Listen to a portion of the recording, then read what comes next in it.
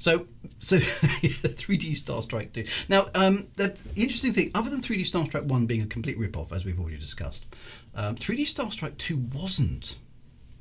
And it actually pushed the game on, the whole genre on a little bit. Now, I'm quite surprised by this, but see what you think. I'm going to load it up, because this I thought was actually quite interesting.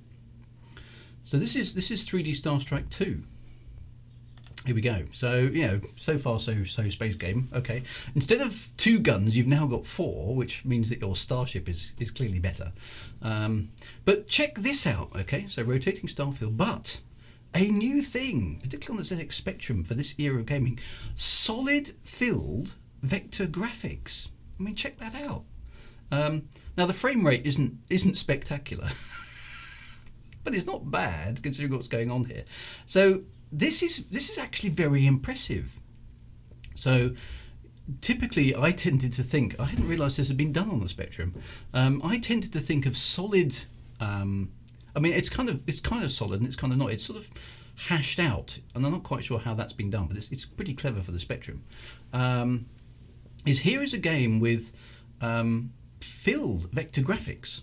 Okay, filled vector graphics, not just hidden line removal here. This is actually, objects that look solid on the screen. Now, I thought this was almost exclusively a 16-bit thing. I remember seeing Elite, for example, on the Atari ST and the Commodore Amiga, and that had filled coloured ships, okay. But I don't remember seeing anything like this on the Spectrum. So I was like, oh, okay, so this is interesting. What's going on here? And here goes Starstrike 2 in its attract mode. Now this is, I think, somewhat of a later game. So the people who are coding this have obviously kind of got to grips with everything that the Spectrum could do. But it's quite impressive, really, because these polygons are not using the convex trick that Elite uses to up its frame rate. This has got quite complicated ships with side panels and all sorts of stuff like that. So it's frame rate. Okay, it's laughable by modern standards, right? But the frame rate that you're seeing there for the Spectrum, for what it's doing, is pretty impressive, and it's better than Elite, I think, on the Spectrum, which doesn't use this technique. So I'm quite impressed. Just watching the intro sequence, I'm quite impressed. So is there a good game in here? I have no idea, really. So it's going to be interesting to see what they did following on from the Spectrum stuff. So let's find out. Is there a game in here? Let's press space. Can we get back to there we go. Right. So keyboard, I'm guessing, or cursor. I quite like the Spectrum cursor keys, so let's try that. That's D, not C. Right, sound is on. Yeah. Enter the start. A2F to select. Okay, so real-time game software, whoever these guys were. It's Elite Dangerous, right? Okay. I'm not going to do any more Elite Dangerous Odyssey puns, right? It's getting to the mean stage now. I'm hoping I may try and stream a little bit of it, because I've downloaded Update 6. I haven't tried it yet, but I might stream a little bit of it tomorrow afternoon to see if it works. Because I've got to try, right? So we'll see. But I can't make any promises on that one. It depends what everybody else is doing. But anyway, it's gone back into attract mode. Right, so cursor, I think it's those keys. Enter the star. Here we go. Right, here we go. Right, oh, okay. So transfer fuel support module, up down to select star system, or transfer fuel via the activate. Okay, so I can go up and down.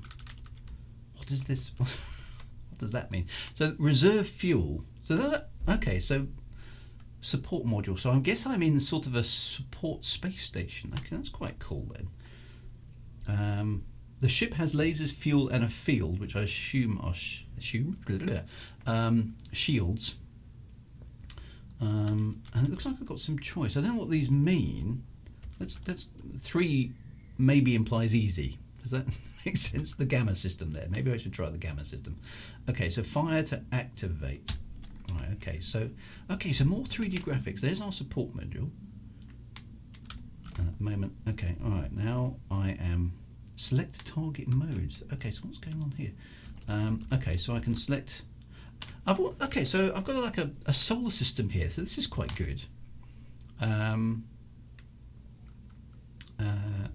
got an interior planet called Gamma 1, which has 112 industrial units. No, is industrial with 112 units.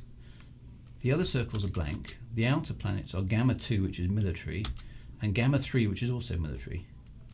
So let's try the industrial one, because that's probably more likely to fit. I mean, I don't know what the story behind this game is, by the way. I'm assuming it's dastardly alien attack force has subdued the universe, and we're the only fighter left because it's all down to us, right? That's how most of these Spectrum games went. There's noise. There's hints of it's Space D. What you need is you need a green glove so it can kind of float in. I'll get a green glove suit. Thank you, my love. That's all right. Space tea has arrived. Space cake too as well, but you can't talk and eat at the I same can't time. have space cake. I'll have a piece of space cake later on. Thanks. Right, there we go. So, right, is this the time where 3D graphics was starting to become mainstream in gaming? It depends what you mean by 3D graphics. So things like vector graphics, the sort of stuff that we're seeing here, were common almost straight away from the 80s, really. I'm thinking, even from the 70s, you had things like Battlezone in the arcade, which used vector graphics. This is showing a slightly improved sophistication where the polygons, if you like, get filled in the coloured sides. And that was certainly a big feature in the 16-bit era.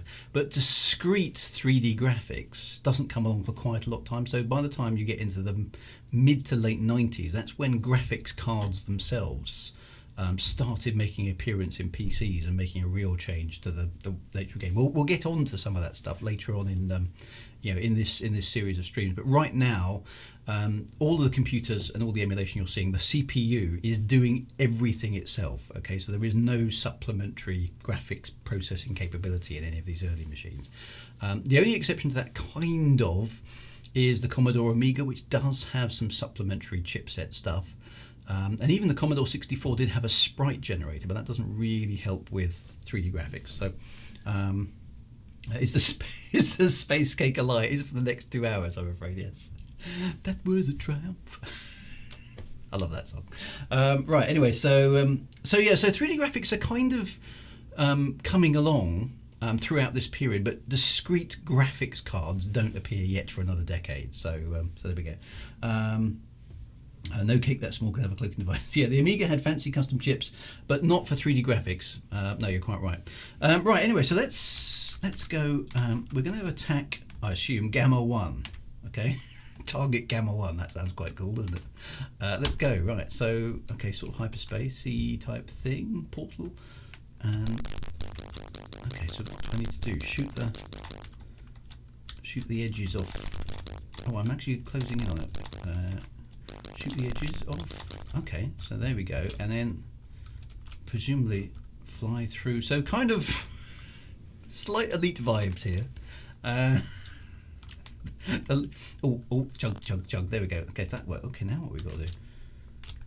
There, fly down. I think I'm going to miss that. Do I have to shoot that thing? What is going on? There's things. Oh, there's another one. So it's like fly through the force fields. Can I shoot these things? Apparently not. So have I just got to sort of judge? My field is already down. I feel like I don't seem to have any. I have got a control. I've got a speed thing, but I don't know how to operate it. I don't really know what I'm doing here. So it's like fly through these external. My field is virtually gone. Oh. Now it's absolutely on. Okay, well that didn't last very long. There must be some more keys. There must be a speed key. I'm going to have a play around with some of the others because that didn't go very well.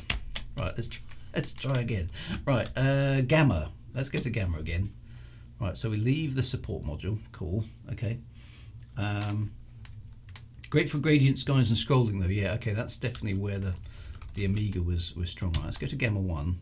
So there is a velocity thing. Can I speed up? Is there any way? I think I'm supposed to shoot all these blobs off the space station. If I just stay still, the station's going to rotate into my line of fire, isn't it? Where's the other one? There it is. Then we kind of need to dark. Ah! Uh-oh. Oh, I think I just got away with that. Oh no, it looks like a crash. I don't really know what I'm supposed to do here. You can shoot the stars. This is almost more of a tech demo, isn't it? At least so far. Things the Spectrum can do when it's really pushed. I don't know how I'm supposed to shoot. And now my speed has dropped down. It doesn't seem to be a great deal I can do here, apart from just kind of ram things. And there's I don't think I can shoot these things, so I don't quite know how I'm supposed to get away with.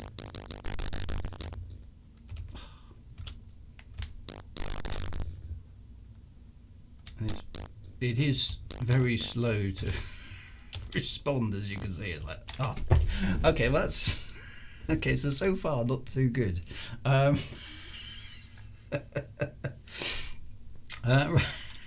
Okay, so that's my second attempt to do this.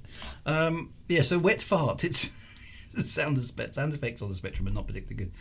Let's try going to alpha. Maybe it's easier somewhere else, because that's a bit brutal. Even if I haven't got some of the keys.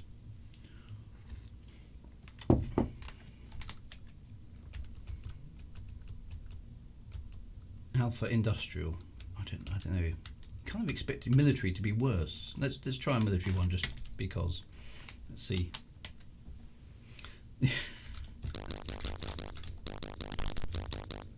Yeah, they do. They do sound a little bit wetter. You're quite right. Right, zap. I like the 4 laser guns. That's definitely an improvement. Okay, so actually, the stocking isn't as bad as it looks, because all you basically have to do is point at it, and the space station orientates itself to you. So that's okay. There is no roll, as far as I've been able to determine. So you basically, it's just up, down, left, and right. I don't know. Am I supposed to shoot this thing in the middle? Because it's chucking stars at me, which I assume are bad. But it doesn't seem to be possible to destroy anything.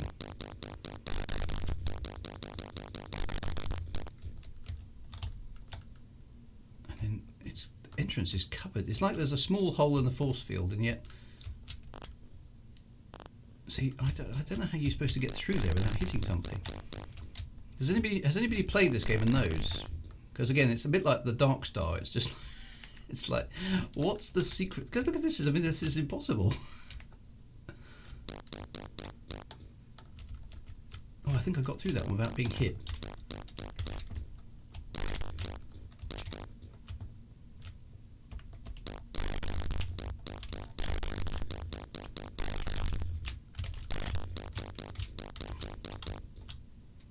But it's very tight. Nope. I want to get through one of these. I want to see what's on the next level. That's just like really. I mean, these generation games are really quite brutal, aren't they? They aren't easy at all. And the thing is, you as a Spectrum owner, you would have to play these quite a lot, because to make them worth the 5 minutes you've just sat around loading them off the cassette. There we go, right, here we go again. Yeah, lots of games bought in this generation, played once and played again, that's right.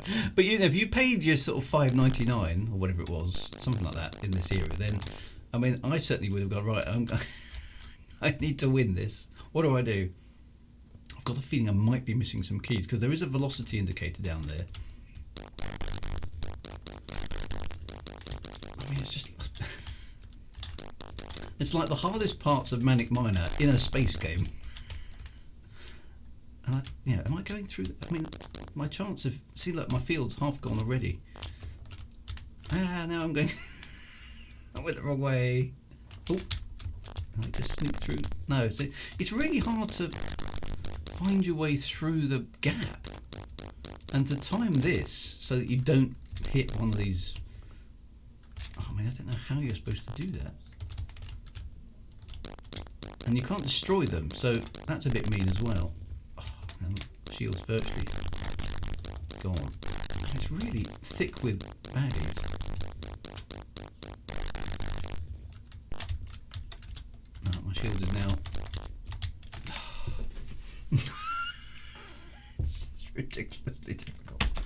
Right, come on. I'm gonna do this. I'm being stubborn now. Let's try beta. Maybe I'll have a bit more luck there. This is hard. This is hard. Whereas 3D Starstrike, agricultural, that's got to be easy, surely. Okay, so this one doesn't have a. Apart from the fact I can't get. It's got flying things all over the shop. No, that one. Nope. This one didn't have a space station to attack, so maybe it's relying on its. Oh, still impossible. Oh, I got one. You still can't get through that without.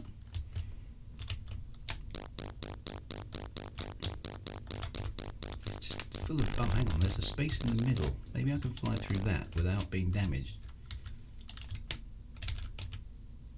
Does that work?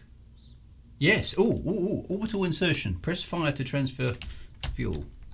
Let's have some fuel. Yeah. That allows me to recharge my force field. Oh, okay, that's quite nice dynamic. Oh, okay. So now we've got. What have we got here? Space. Okay, so now sort of space combat with the 3D. Okay, and when that's quite an interesting touch. When it's off screen, you get your scanners pop up to tell you where it is. And that's presumably telling me it's either above or below me. Now it's. You can see why the Elite scanner was such a thing of beauty, can't you?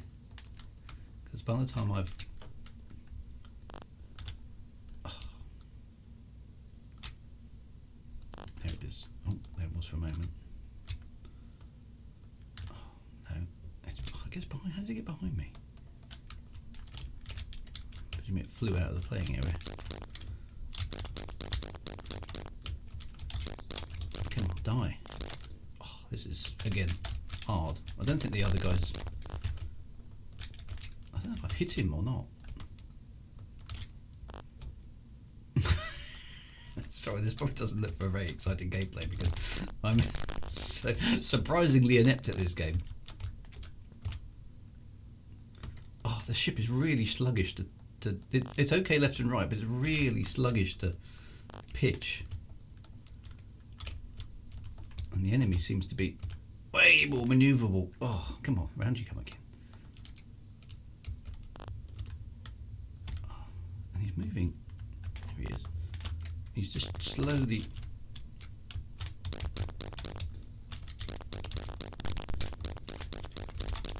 Surely I've hit him. Maybe has the alien ship got shields? It's just dodging and diving quite nicely. Quite like that. I definitely hit it there. Sound changed. Up. It's just so slow. It turns right and left really easily, but the pitch is awful. It's really sluggish.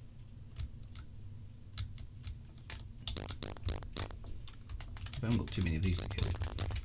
Oh, come on. A joystick would be good here, to be frank. Got him! Yes! Don't tell me there's another one. Oh, hang on, there's a pod thing. Oh, there must be a speed thing. But I don't know what it is. Oh, whatever that was, it just stole the thing. I don't know if I was supposed to get that or what.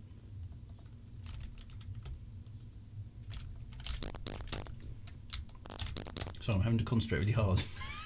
I can't follow the chat because it's taking all of my runtime just to try. Oh, whatever it is, it's just dropped. There's two things. That is definitely hostile. There's now 3 things out there, which is. Oh, up. God, that's so sluggish.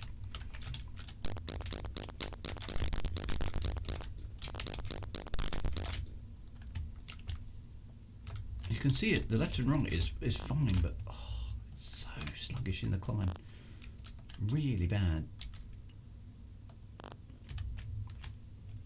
I suspect the reason I haven't heard of this game is it wasn't quite such a success. It's got some really nice touches in it, but oh dear, is it hard work. It's not fun, this bit, at all. It's so sluggish. It's almost, even for a Spectrum game, it is very hard to play. Got him. Right, oh, that's another one. Oh, planetary descent. Transfer energy to force field, yes. So I'm almost out of shield. Anyway, here we go. They're pickups. Okay, so... Oh, and now what have I got to do? Well, now it's kind of like Zaxxon. Oh, what have I got to... So much stuff going on. Okay, so this is quite clever.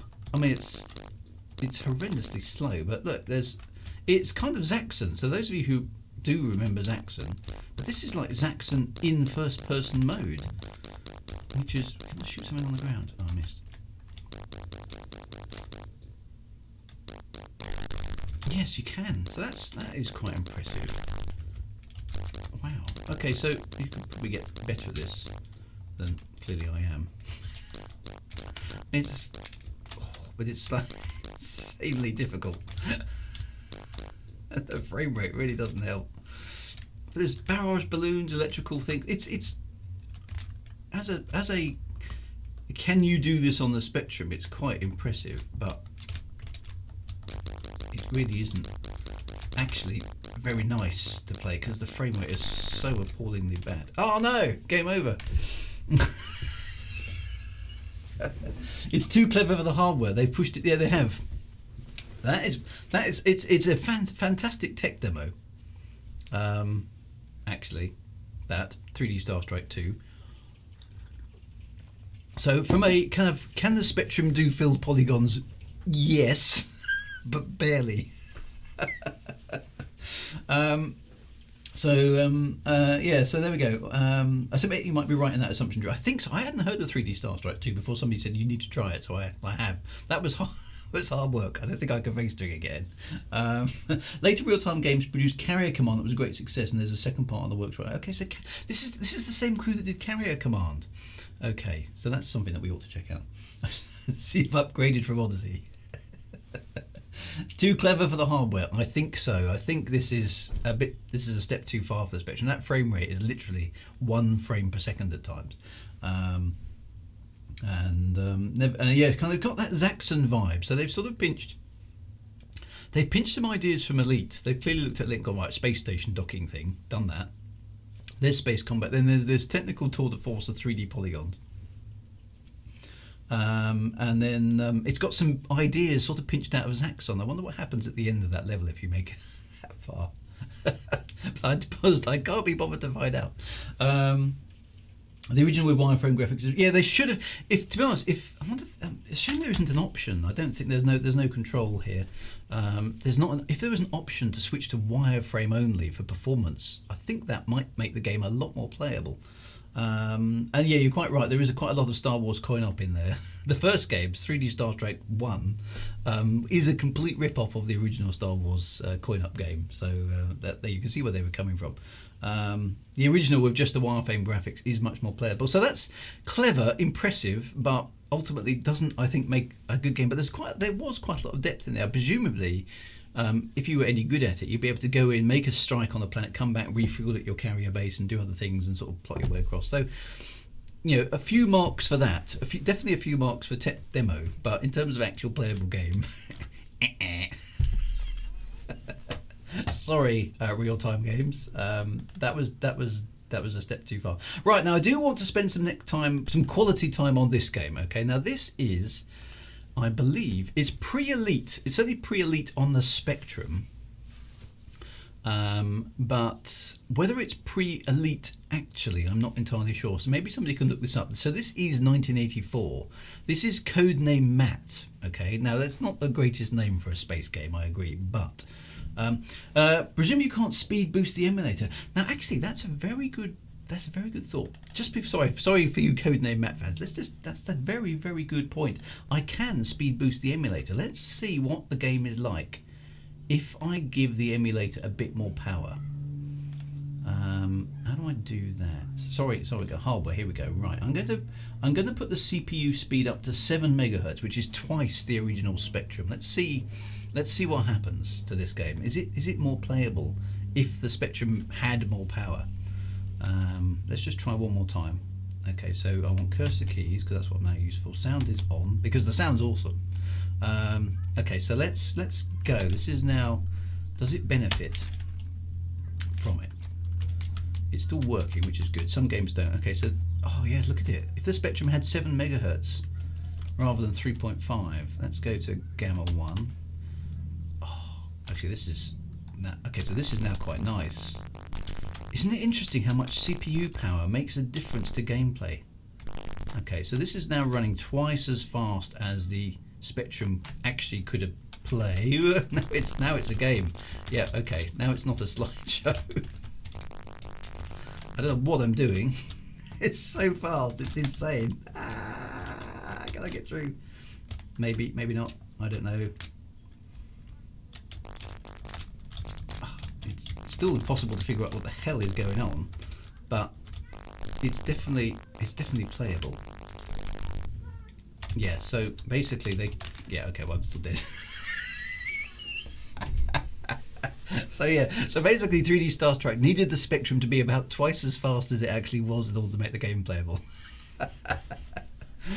But it actually, look at it now. So if the Spectrum had the ability to be clock doubled, which actually back then would have been quite problematic for lots of reasons, but look at it. That's actually really rather good, isn't it? So a lot of the games didn't benefit from the any kind of clock speed doubling because it threw off all sorts of things and it wouldn't have worked. But interesting. Anyway, let's go back. So I'll dial it back because you've got to do things correctly. Okay, right. So Codename Matt. Now Codename Matt. Has anybody looked it up in the meantime? For a lot of real-time games, you want to boost the CPU speed but leave the interrupt frequency at 50 hertz. Works very well. Okay, well that's quite interesting. Okay, so yeah, you have to adjust those sort of things. Now I don't know whether Codename Matt actually came out before Elite on the BBC, but it certainly came out before Elite on the Spectrum, because we had to wait a year after the BBC version came out. So a little bit of Elite trivia. So Elite obviously came out in the BBC B first, coded by David Braben and Ian Bell. They did the official port to the Commodore 64, but when it comes to the port for the Spectrum, they were kind of like, no, we don't do Spectrums. So neither David Braben or Ian Bell are fans of Sinclair for reasons I'm not entirely clear on. But both of them are very, very, and I've spoken to David Braben actually in person about this, and he hasn't got a good word to say about the Sinclair Spectrum. So I'm not quite sure why. I never got to the bottom of it, but neither of them like the Sinclair machines for some reason. So they didn't do the port to Elite. They basically said no, that's beneath us. We're not doing that. So somebody else ported Spectrum Elite, and actually the version of Elite that we got wasn't a port at all. So I've dug into this and I found some history on it. It was coded by some guys in Scotland under the banner of Taurus, which is where the Taurus drive comes from. Actually, they changed the manual to match. In the BBC version, it was called the Skip drive, which actually is a rubbish name. So Taurus drive does actually sound better. So I prefer that in the lore. So these guys, and they didn't port it. Basically, what they had is they were given the BBC. Apparently, David Braben and Ian Bell were not at all helpful in telling them how the game worked. All they got from them was basically a hex dump of the BBC memory and the BBC to play it on. And so what they did is, rather trying to reverse engineer the code and port it across, they basically rewrote Elite again for the Spectrum and just did a native rewrite and tried to make it play like the BBC version as much as possible. That's basically what happened. Now that explains why some of the things in the Spectrum version are a little bit different to the BBC, because it isn't a port, unlike the Commodore 64 version, which is. And explains also why the Spectrum has 5 missions in it and the BBC version and the Commodore 64 version only have 2. Actually, technically the Commodore 64 version has 3 because it's got the trumbles as well. But the Spectrum version of Elite has 5 missions, and those missions aren't the same, and the reason for that is because it's not a port of the BBC version. So there you go, a little bit of random trivia for you. Now, Codename Matt is probably, I would say, I would vote for this as being one of the best space games on the Spectrum if you take Elite out of the equation, okay? Because this is actually quite a sophisticated game. I don't know when it came out, so it'd be interesting to know if it predates Elite at all, because it's got a lot of cool concepts in it. So we'll have a look. Anyway, right, so let's go for keyboard and level of play. Let's start with 1, okay? And I'm going to be the pilot, because you can be the commander, but then you've got to do other stuff as well. So this game plays at multiple levels. You can just pilot the ship, or you can be in charge of everything. And the ship is quite sophisticated. It has lots and lots of different subsystems in it, which you have to manage and control. And in the commander version, you can also send alien defense fleets to various sectors and coordinate the entire battle. I'm not going to do that because it'll overload me. So I'm going to go just as the pilot. Okay, and I've got red alert, and I need to know. I think D is the shields, right? Okay, so I've got the shields on. Let's get the ship underway because I know roughly what something is. Now we've got a front view. I think if I press R, we've got a rear view, and we've got an alien baddie already coming in after us. So let's see. And I've got the photon torpedoes. There he is. Okay. Okay, so I've only got text indicators telling me where he is, which is quite hard to use. I think I need to slow down. Let's go for cruising speed, which I think is about 30. Now I've come to a halt. I don't want...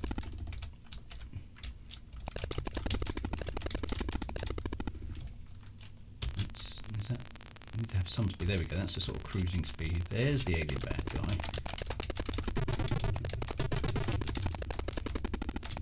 Boom, got him. Yay. I think there's another one out there though, isn't it? A sort of hamburgery looking thing. Okay, so I'll talk a little bit more about this when we get out of the immediate crisis. Where is he?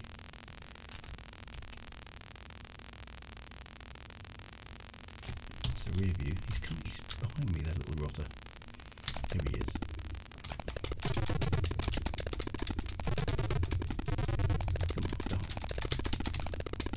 Photon tube 2 has been destroyed. That's bad, because I've only got 2 photon tubes. And my shields are up as well, so what's all that about?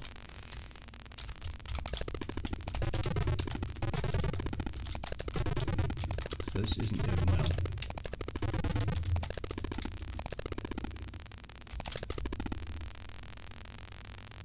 Now I think he's outrun me. Yeah, range. Okay, so R is range. Let's get a... run away, which is quite good. The AI, that's unusual. So the AI has decided, no, I'm out of here. Probably, yeah. Look, so I think what's happened there is I've shot the AI shield, the alien vessel shields off, and it's going, nah, I'm out of here.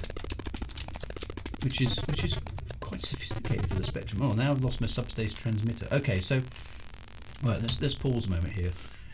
Okay, so what I've got is a spaceship with some shields. Okay, so down here, look, there's my shield.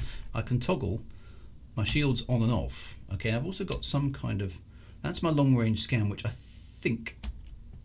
Not shown. Okay, so that might have been useful. I don't know what TR is, but whatever it is, I can I can switch it on and off. Maybe that's tracking. Maybe I should have switched it off. I've got rear view and front view. I've got E. Okay, so there's the sector scan, which shows me where I am. Okay, which I can then move around. So this is showing me that I've got various places here. I don't know what some of this stuff does. I think these are warp gates of some kind. These little dots here are the baddies in the system. So it's got that sort of Star Trek vibe. You remember from the original text version. This is presumably where we are now. In order to get repairs, I have to go to, I believe I have to go to a planet. So I think what I do is I select it there and I press warp.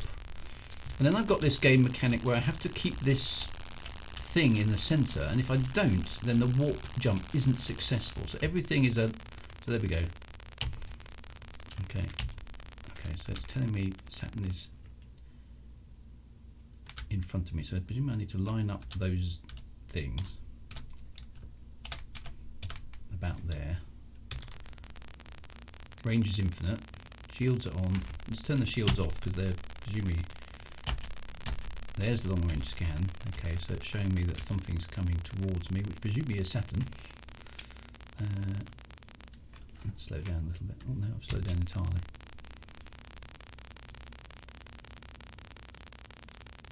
Okay, so forward view. There's Saturn. Right, so let's slow down. Okay, so it's all bitmap graphics. It's not like. Okay, so I don't know what range I have to be in to dock, if at all. I know you have to go in quite slowly. Oh, collision alert. So that's presumably dock, or what do I do? Oh, I die. USS Centurion. So I think I've got to press something there. The idea is that the planets are somewhere you refuel, I think, but I can't remember what the refuel button is. Right, okay, let's try that again. Let's be a pilot. Okay, so it's going to give me sometimes like it did at the first game there, it just dumps you in at the beginning. So there's a few asteroids that float across. Okay, so basically what I've got here, I've got a certain amount of energy. I've got 10,000 units of energy. This is my that's the range. That's the number of targets that are out there. These things are your kind of scanner, which is not very friendly because it's just maths. Okay, it's up, down, left, and right in numerals. There's no 3D scanner like in Elite. A shield indicator and a TR indicator, which I'm assuming must be some kind of tracker. Now Saturn is under attack. Okay, so that if we go to the, is it? Oh no, that's review sector scan. Oh, now I've got an incoming baddie. So shields up. I like that shields up. I don't know what the L does. Let's switch it on and find out. Okay, now I'm actually being hit. So I can see there I've got targets. I want the front view. Oh, I can actually fire on the rear view. That's quite nice. Very sort of TIE Fighter-esque. Oh, I think that's what that thing does. Okay, so the tracker basically changes my view to wherever the baddies are, which I kind of don't want because that's not very helpful.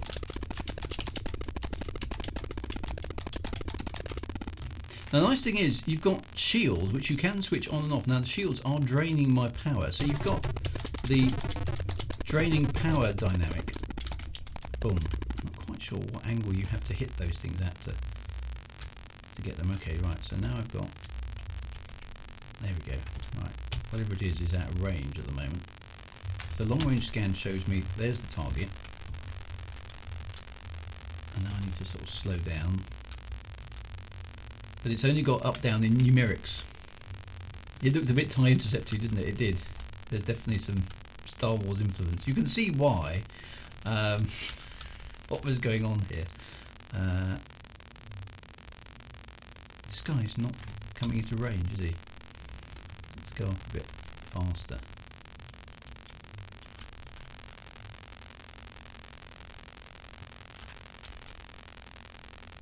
So it looks like you have to pursue them a bit.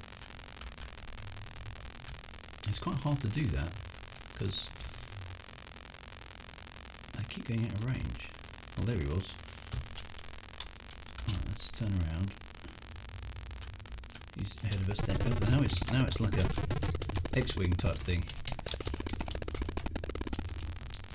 A quite nice little effect that the sprites scale as they're coming in. It's not vector graphics, which probably explains why the frame rate is much better. There it is again. And they change colour, I think. Our guns don't seem to be very accurate.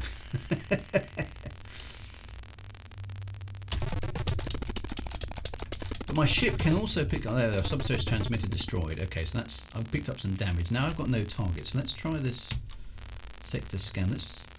I'm pretty sure I'll get to Saturn. So let's warp to Saturn. I've got to try and keep this crosshairs in. I don't know quite what the quality level is. It didn't work very well. I've got a feeling we didn't make that. Okay, so if I get it wrong, then we don't end up in the right sector, which is, again, a little skill dynamic there. Let's try that again, see if I can... Again, it's like I'm going to concentrate really hard. Right, red alert. Okay, so I've got some baddies in the sector, which isn't great. Coming. Right, I need to turn and face them, which is that way. Okay, stand by to intercept. Here he is. Oh, Saturn's been destroyed. So I think these alien marauders, apparently Matt in Codename Matt stands for Mission Alien Termination. So these baddies are basically coming in from outside of our solar system and moving towards the Earth. Okay, and destroying everything in their way. Now you can see I've lost... Saturn has now been destroyed, but some of the moons remain, so I can go... Now Rhea is under attack, so I think we'll go over here. So there's a little bit of astronomy in this, which I think is quite nice. So, you know, planets and moons from the actual real solar system are here. Right, did that work? Did I get into the... Nope. See, my warp drive skills are not where they're supposed to be. So, again, I'm losing power every time I warp, because if I don't get it right, quite why a spaceship would have a manual warp drive, I'm not entirely sure. Still don't think I made it. No, I'm just totally in the wrong place. I want to go there. Come on.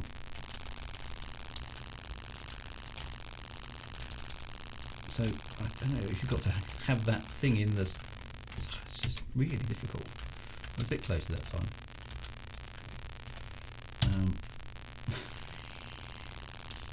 Haven't got the necessary warp drive skills, Mr. Zulu. So yeah, I suppose it's approaching Titan. Okay, so Titan is here now. Okay, so let's...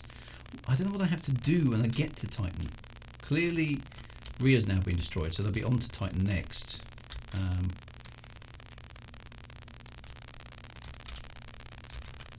Okay, so there's the range coming down. Let's see if we can get to Titan. Right, there it is.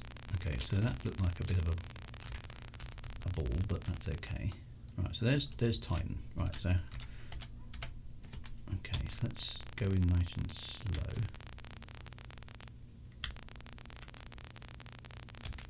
Okay, so what do I have to do? Do I dock? I must have to do something. That's the rear view. P for planet.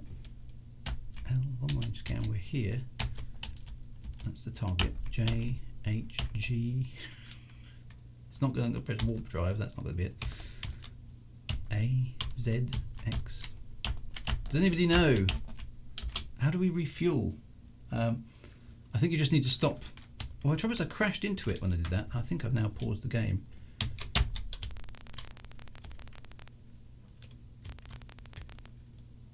My energy is still going down. And last time when I got below 500 I died, so I'm trying to avoid that. You've got to do something. Can I post links or will they be split? No, you can post links. N equals P. What do we do? Is it 9? No. What is that? What do we do? How do we refuel? Instructions are here but not very clear. Let's have a quick look, see if we can figure this out. Right, directions, warp, defensive shields, tracking computers, hold restart program, go to full speed, cruising speed. It doesn't seem to have anything. Transmits commands to your forces. Solar chart and ship status is C, but that doesn't seem to be any other keys. So, oh, okay, well those are the sectors. So we're fighting for Saturn, but I don't know how we get the ship recharged.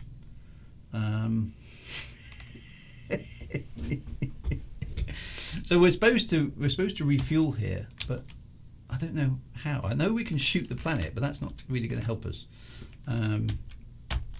Shooting the planet never helps. Can anyone remember? Left, right, down, up, fire, warp, defensive shields, tracking computer, switch to enemy tracker, hold restart program. there's not a hang on, I'm just going to read through the instructions here. Yeah.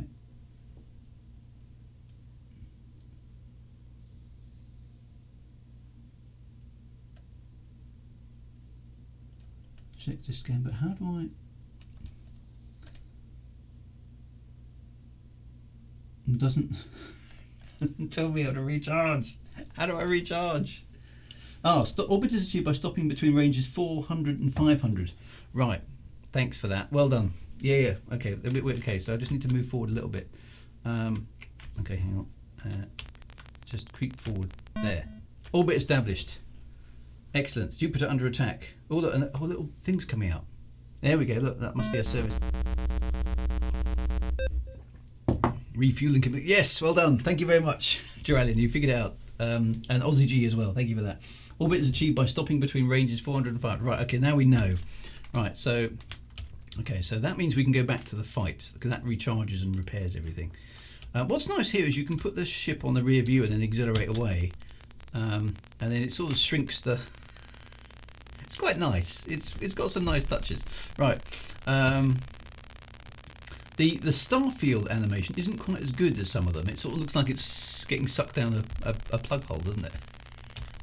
Anyway, right, so let's take the fight back to the alien bad dudes. See if we can, how many we can destroy. Let's take out that one. Okay. So the idea being, obviously, that you defend the galaxies, but you're also sort of defending the solar system because these alien forces are rampaging their way through. I don't think I got that right. Through your solar system, destroying everything as they go. So you do have a sort of sense of loss. You know, no, Saturn's been blown up. When was this game released? So this is 1984. Jupiter has now been destroyed. So I think actually we're going to need to catch these guys up because they're destroying good stuff. I don't want Jupiter to be destroyed. Right, let's see if we can get through to the Stargate, which allows us to go into the Jupiter sector. I think. Let's see. We didn't make it. Okay, we've got red ones and blue ones. So I've got a feeling I need a blue one actually, because I think blue kind of goes towards the sun, and red goes out further into the solar system, which doesn't really work anymore because there's nothing left out there. Right, okay, so we've now got something on the target. Oh, I got that totally wrong. There we go. Okay, we're heading towards it. Maximum warp, Mr. Chekhov. So you've got, the thing I like here is you've got damage, you've got subsystems, and you've got a bit of tactical thinking as well, which I think is quite nice for a game of this era. There is the thing. I've got the tracking computer on, which I don't like. Oop. Let's turn that off for the moment. Where is it? Okay, so, and we've kind of got some Stargatey things going on as well. Now, when these four lights go to the cyan ones, not the red ones, you'll go out. Yeah, okay, good. Thanks for that. That's kind of how I thought it was going to work. There we go. Okay. Now this is very Buck Rogers. Okay, the Stargate things. Whee. So did Elite have subsystem damage? You could lose bits of your equipment that you bought. So for example, your ECM system could be damaged, but most of your key stuff couldn't. So there's some tactically clever things in here. Now we're now in Jupiter, okay, but we've lost some of our ships. So let's try and get ahead of the incoming invasion. Let's go to Mars. And as you saw when we went to Saturn, whoever wrote this has made a valiant attempt to try and represent the planets in. That didn't. Oh no, we are here. That did work. Has tried to represent the planets in their kind of 8-bit spectrum glory, which I think is worth praise. Okay, so if you go to Saturn, it's got some rings. If you go to Mars, as hopefully we'll find out in a moment, it's a red planet. Okay, which is good. Okay, there's something to be said for that.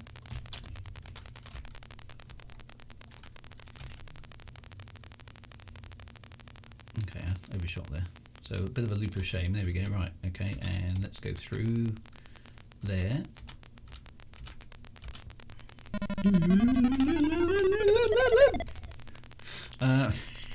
Sorry.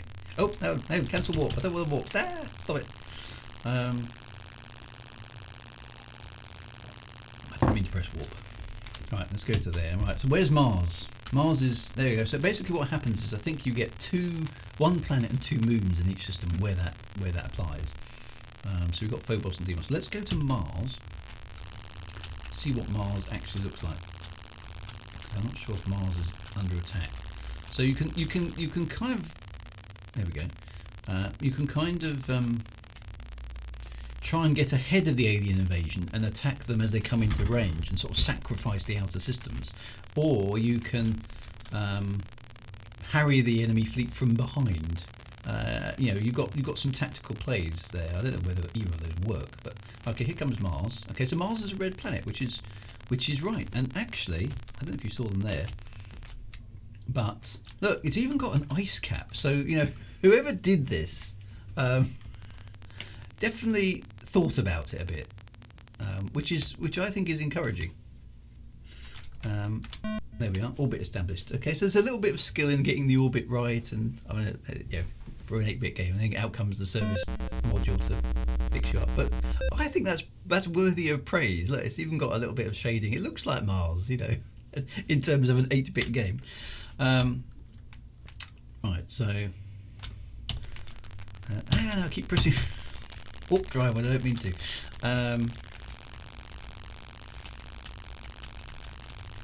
Where we're warping to. I think we're probably walking back to Mars. Right, let's go. Let's go and take some back. Okay, so the bad guys haven't got here yet. So the idea is here we can sort of stay ahead of the bad guys, which is quite nice. Ooh, almost hit a rock there. Occasional asteroid flying around space. Where do they go? Okay, so that's interesting. Okay, so the bad guys are coming through the gates. Okay, so there's quite a nice idea of getting ahead of the invasion in this game and trying to stop them making any more inroads into the southern right. So red alert, shields up. And it's just quite nice to be able to switch the shields on and do that whole shields up thing. I think that's, again, a nice, it's kind of not really necessary because, why wouldn't you have your shields up? But, shields up, Captain. That's good. I like that. And the screen border being used to show that you're being hit. Nice little 8-bit effects. Boom, gotcha. Yeah, little rotter. Okay. So actually now I'm remembering it a bit more now, which is good. And you've only got these sort of photon. Interesting enough, this game doesn't have laser beams like most of the space games at the time. So you've got these sort of photon torpedo. Oh, I've lost the photon torpedo. Impulse engines destroyed. That's not good. Now, this is a quite nice dynamic here. Okay, so my impulse engines have been destroyed. Let me just turn the shield off. Now, what I can do is if I press the speed button, I want, effectively warp factor 3. The ship will limp forwards, all right, and try and get to the speed, and then it'll conk out again. So even though my impulse engines are destroyed, I can still limp around space. Okay. Which is a nice, you're not entirely dead, but you're certainly mortally damaged at this point. So fortunately the warp drive is working. So let's go to a moon and get some repairs, because we've lost photon tube 1. So I assume the photon tubes are firing photon torpedoes. I wonder where that comes from. So again, back in 1984, nobody... As long as you didn't call a game Star Trek or Star Wars, you could get away with pretty much anything. So as you can see, my ship doesn't really want to accelerate properly now. So it's kind of limping back, which is nice. You've got this kind of limping home mechanic. We've been badly damaged in the battle, but we're still okay. We're still fighting the fight, kind of thing. Which again is a nice. There we go. And now I've got to limp into Deimos, which is a moon, which is actually it's an asteroid, but really that's limp forwards. Come on, old ship, you can do it. All the time knowing that the enemy are doing their thing and coming through the jump gates. Okay, there we go. We made it. Repairs are incoming. Which Codename Matt blatantly rips off? Yes, so Star Raiders on the Atari 8-bit. Okay, so there's that as well. Okay, so this is again another rip-off. Everything in the 80s was a rip-off, I think we've decided. Right, so that allows me to repair that. So how are we doing? Stop pressing the warp drive. I keep pressing W when I want to press S, because they're close together. I've killed 6 ships. So actually, in terms of playability, this game's easiness, difficultiness is quite well judged. Okay, so we've got quite a lot of bad guys are now coming through the warp gates, as you can see. So let's try and deal with some of them.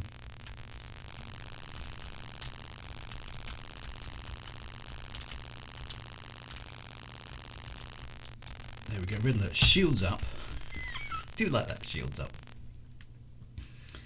Okay, cruising speed, warp factor 3, let's say 30. Aliens are coming into range. They're ahead of us somewhere, there he is. Take that. Oh, there's 2 of them. So that's a new thing as well. Okay, so here we have more than one ship attacking you at the same time. That's relatively unusual in this area of computers. We got them. Okay, nice. Didn't take too much in the way of damage there, which is always good. So they're dealt with. Let's go and get that one. Right, warp factor.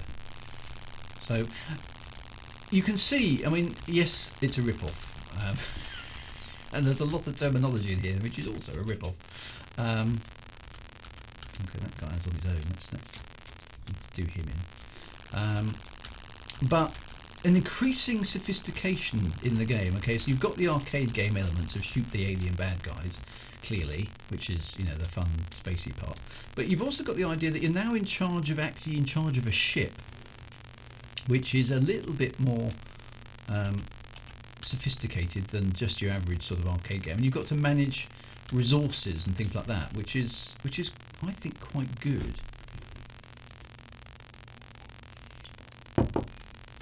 So this is much better than Starstrike, for example. Much better than 3D Starstrike, that's for sure.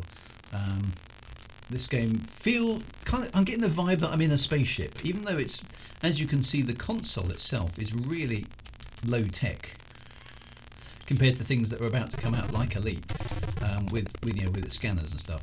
Quite nice little explosion effects, little red stuff that flies off. That's quite good. Right, we got rid of that guy. So how are we doing? That's it. More and more of them. Now those ones where it says F1, those are sort of defence fleets. But basically these alien killing scum will basically attempt to destroy all the planets, and their ultimate objective clearly is to destroy the Earth. So yeah, that didn't work very well. Right, let's just try the system chart. Okay, so what this is basically showing us that Saturn is lost. Everything up to Jupiter has now been obliterated. Mars is under attack, and all we've got left is Earth. Okay, it doesn't go to Venus and Mercury because kind of why. So I'm just curious. Okay, Ganymede is now under attack. Okay, so it's all going wrong. So basically, I'm not winning. So it's kind of a war of attrition, which again is quite a nice thing. Let's go to Earth. I'm just curious to know what Earth looks like in this game. Because we're clearly not going to win this battle.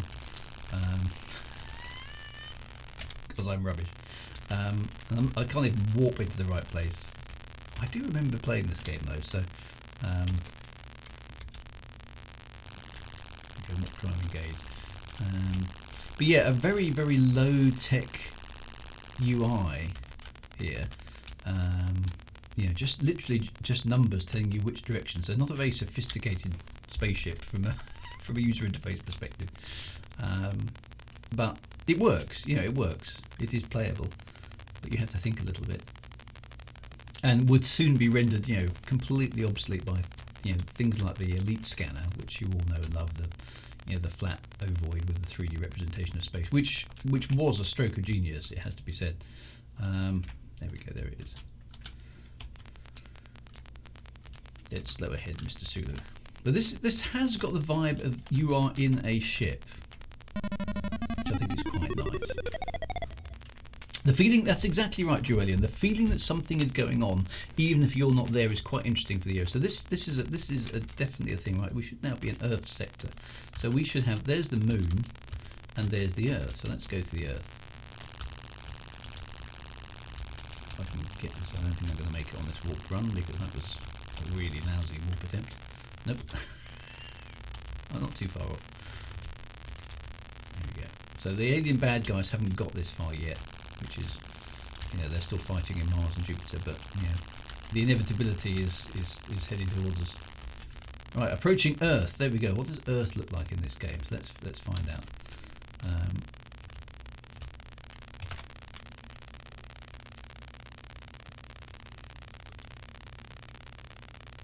There it is.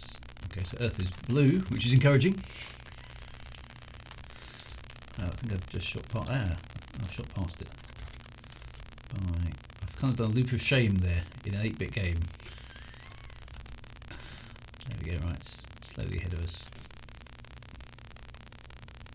Not a dust ball. There it is. Look at that. Okay, so there we go. So that's bring us to a halt. There's a nice blue planet, which of course, and it's even got ice caps. Look at that. And actually, that's almost. Look at these. Look, someone has actually gone to the trouble. Actually, I've gone too close. Someone's gone to the trouble there of actually look. Oh. Oops. But somebody, I don't know if you saw that, somebody had gone to the trouble of actually drawing the continental outlines in kind of 8-bit graphics. It was pretty good. It was pretty good. Anyway, I think you got the idea behind that game. 450. So pretty. Boom. So I do remember playing that one, and I'm actually quite impressed by that. I thought that was quite good. The tech of the game soon to be superseded by things like Elite, but actually some of that, coordinating enemy defense, and you can play it on a higher skill level, which allows you to move the fleets around and operate alongside you. That's pretty sophisticated. I like having the shields on and off. All those sort of things. There's still a nod to the arcade's level of play and all that sort of stuff. It's you can see the evolution is quite good. Friendly fire. That was the end of Earth. We can't lose to the aliens if I destroy the Earth myself. You went with several hundred. The thing is, I went in several hundred kilometres of Earth, turned a bit to the right, and then crashed. Your ship must be really big to crash with Earth looks. That's what I know. Dear, it's all good. Now there is, and I haven't played this at all. I didn't even know this was a thing. There is a sequel called Codename Matt 2, which does appear to be a little bit more sophisticated. So I'm just going to give this a quick play. Not going to go into this one in any depth to see how much. He's had another go at this. Whoever the person who wrote this. So what did he do? How did he change the game? This is Codename Matt 2. So presumably we defeat the alien invading killer Scourge, and unfortunately it all happens again. But this time we have a different spaceship. So let's stick with the keyboard. Codename Matt 2. And we've got the animated guns. That's quite nice. So shields on, and there's even on the right down there. Do you see that? There's like a shield icon. That's quite nice. Targeting computer is off, that's fine. The rear view is now integrated into the console, which is quite nice. So rear view there, forward, safety on, and there's a safety button now. Don't know what that does. The sector scanner isn't there. Don't know what else. Okay, there's a range system. So we've got like a toggleable corner panel. But I don't know how to. Oh. So it looks like the big screen has been replaced with a kind of customizable. I don't know how I move things around though, because that's moving the ship still. So rear view. That's the safety. That is the okay. That must be short range scan. That must be L for long range scan. That is warp angle. Okay, so warp angle 6. Angle. What does that mean? Warp angle 6. Well, now we're moving. Okay, so that's the same as it was before. But warp angle 6. Destructions again. Right. Hang on a minute. Let's try this. You are Matt. This is the Centurion 2. Okay, so up there. Engage warp drive. Target weapons. Change weapons. E.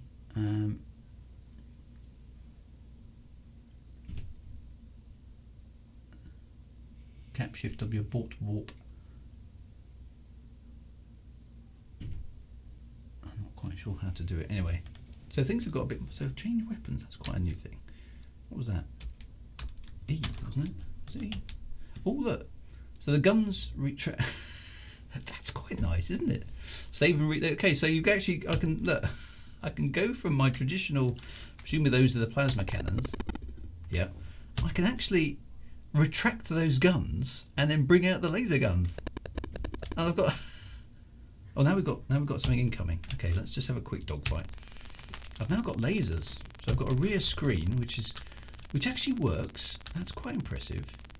How do I presume I want the short range target. There we go. Okay, so something's. I've got my shields on, so that's good. How do I know where they are?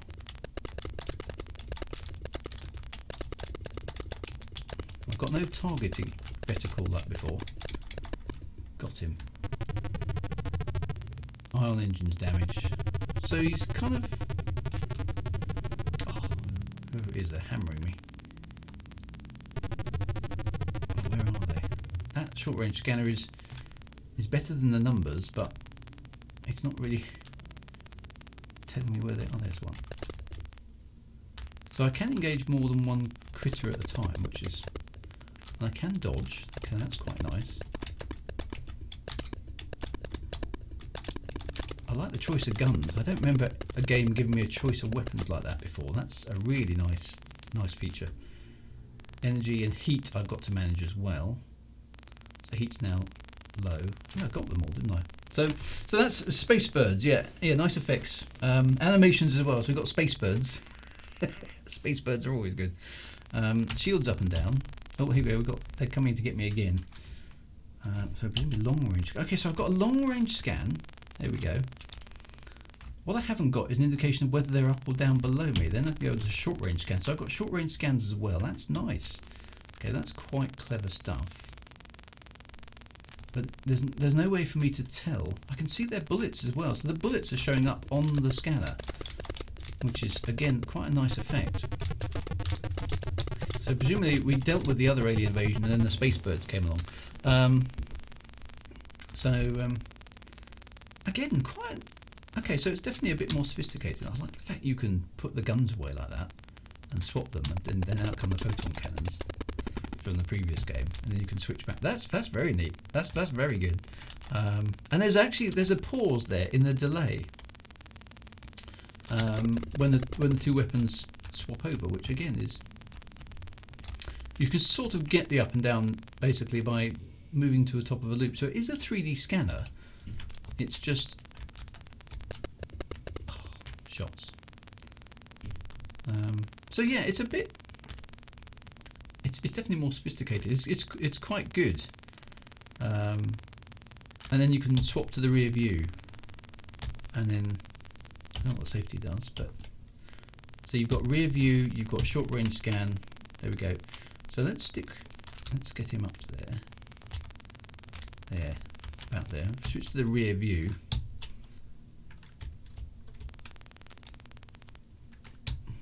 Can't I? Ooh.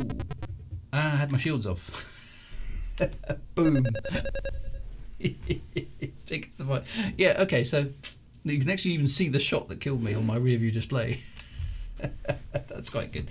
Alright, so that's not bad. That's not bad at all. That's not bad at all. Right, now the next one is a game that I believe I am right in saying, Shields Captain, the shields were down, instant death, is not native to the Spectrum. I believe this game, again, correct me if I'm wrong, but I believe this game came out on the Atari ST and the Commodore Amiga, and then was back ported to the Spectrum. Kind of in the last few, as a last huzzah for the Spectrum. So, in order to play this, I have to switch, and this is very exciting. Are you ready for this? I have to switch my Spectrum emulator into 128K mode. Ooh. So none of this 48K business. We're going to switch to the Spectrum 128. Okay, which looks like this. Look at that. And Frank Miner has already guessed it. This is Starglider. Okay, now Starglider doesn't work on the 48K Spectrum. There's only a 128K version of Starglider available for the ZX Spectrum. Now, I'm pretty sure that Starglider was a product designed for the Atari ST and the Commodore Amiga. Featuring obviously far better graphics, far more processing power, far more sound capabilities than the Spectrum had, certainly in the 48K. Now, the Spectrum 128 had more RAM, and it also had a sound chip by this point. A Starglider was Atari ST first. There we go. Okay, brilliant. Thank you there. And such a game was probably thought, could we make that work on the Spectrum? It's going to be a bit dodge, but they tried it, and actually... they didn't do a bad job, I believe. So let's see what Starglider is like on the Spectrum. Here we go. It's loading. There we go. In all its glory. Okay, so Starglider. Here we go. Sound is all. And look, listen to that. We've got AY sound chip now.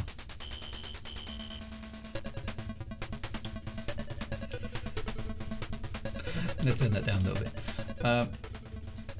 Listen to that.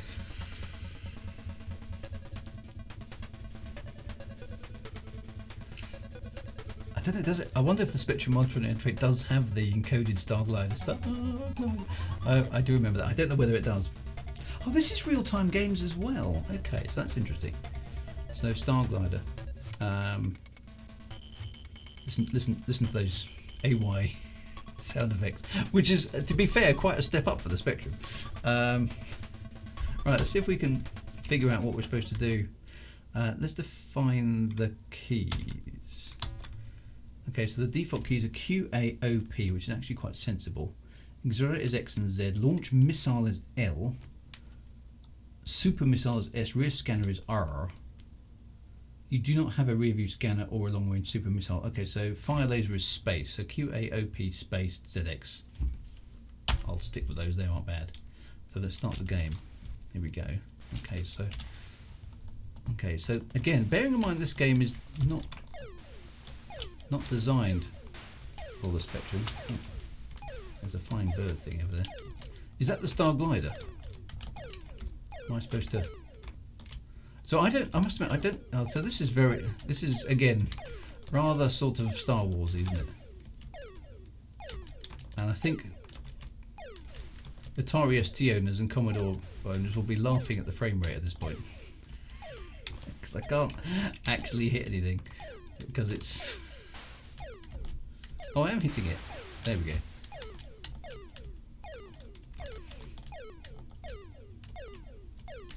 I think I need to go a bit faster. Where's the speed indicator?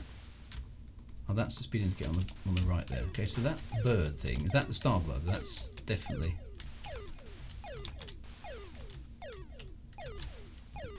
Is there a missile? I hit it.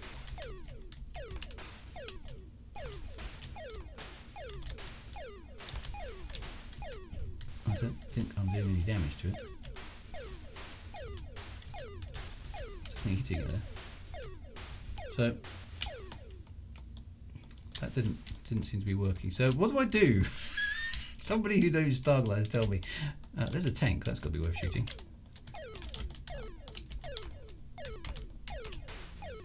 Oh, I hit it. I'm going a bit fast. So, oh, that's something that launched something at me. Looked like a missile. Yep.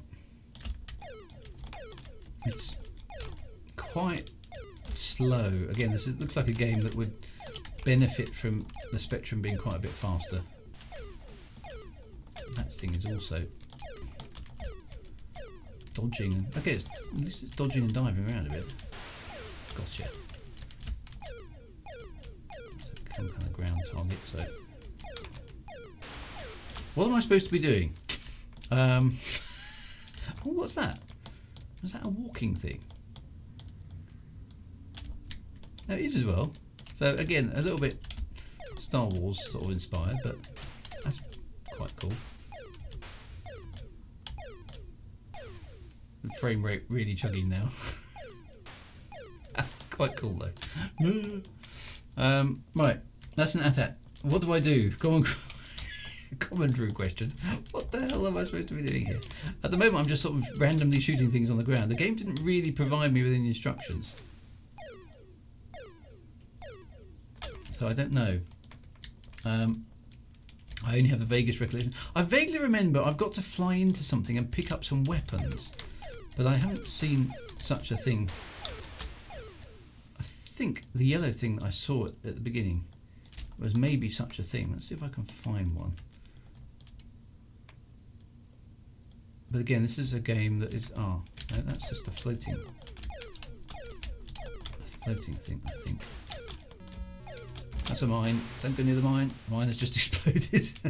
No, this is it. I think I've got to fly inside of one of these.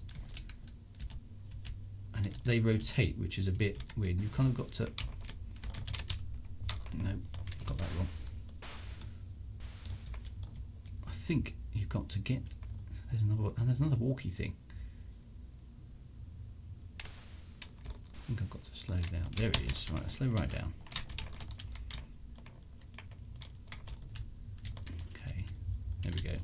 I think I've got to fly into this again. So all vector graphics again. I think I'm right in saying let's try and go in there. Does that work? Yes. Okay. And there's a bomb there. Okay. Lasers and shields replenish. Missile loaded. Okay. L to launch. I to... was that some sound as well? It was, isn't it? Missile loaded. So there's a bit of sound. Right, okay, so this is like a little bit of game. So use left right to select enemy and fire to exit. Okay, so avoid proximity mines. Danger. More powerful version of the pyramid mine. Okay, so that's a walker. Seemingly impervious to lasers. Very aggressive with its own lasers. That's an energy towers. They control the power to the underground monorail system. Okay, that's a Starglider drone in blue. These mechanical birds are very dangerous. Attack with care. A light offensive capability and easy target is a small armoured transport vehicle. Egron land forces. These fire neutron missiles. Sound very, very dangerous. That's a neutron missile. That's a boot fighter. Or a butt fighter. Manoeuvrable and versatile, but not built for atmospheric use. Okay, so that's a stomper, actually. Similar to walkers, but faster and tougher. That's a skim fighter. Extremely fast patrol craft, little is known about it. That's a tracking device, ensures accurate neutron missile bombardment. Nice. Oh, and then some Spitfires are flying outside my house now. That's a Lotus Starfighter. Excellent. Fast and highly manoeuvrable. That's a tri-launcher which fires missiles. That's a pyramid launcher and the file has been erased recently. Defense is unknown. Don't know what that is. Egron homing missile, daimonic shuttle. So basically a whole bunch of bands. And this is a Starglider 1. Flies extremely fast, heavily armed and armoured. Avoid. Okay, but I presume we're supposed to kill that. And that's it. Okay, so let's go back up.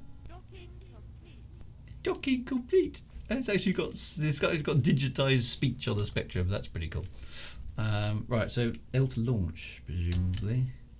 Right, so now I think I need to find the Starglider, and then I need to attempt firing a missile at it. I think that's the point of the game. So.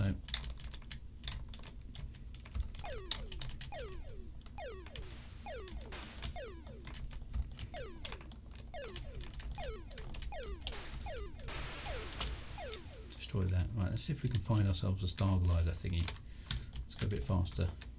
There we are. Right, I think what you've got to do is you kind of got to get into pursuit of it. And then as I remember, you've got to have it lined up in such a way that your missile will hit it when you release. Let's see if we can get a bit closer. Okay, and then line up with it. Okay, and M. No, this must be L. There we go. Missile launched. And then you get a missile view, which allows you to try it. Oh, missed.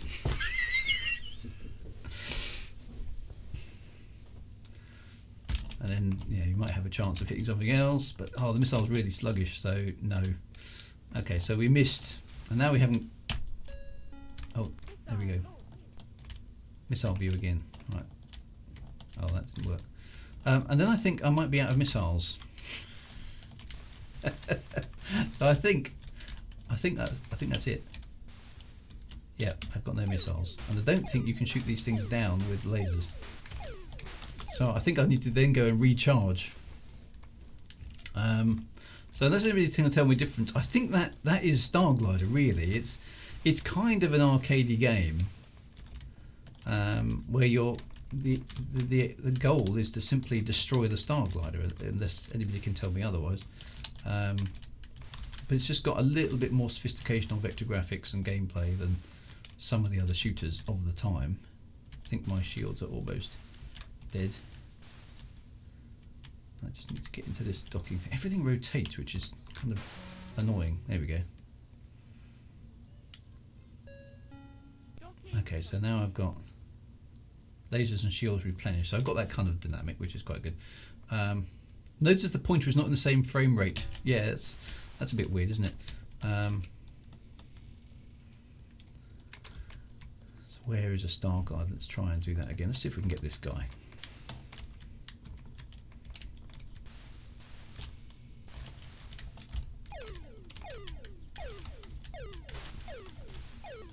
You've kind of got to get behind them, I think. Otherwise you don't really stand a chance in getting them.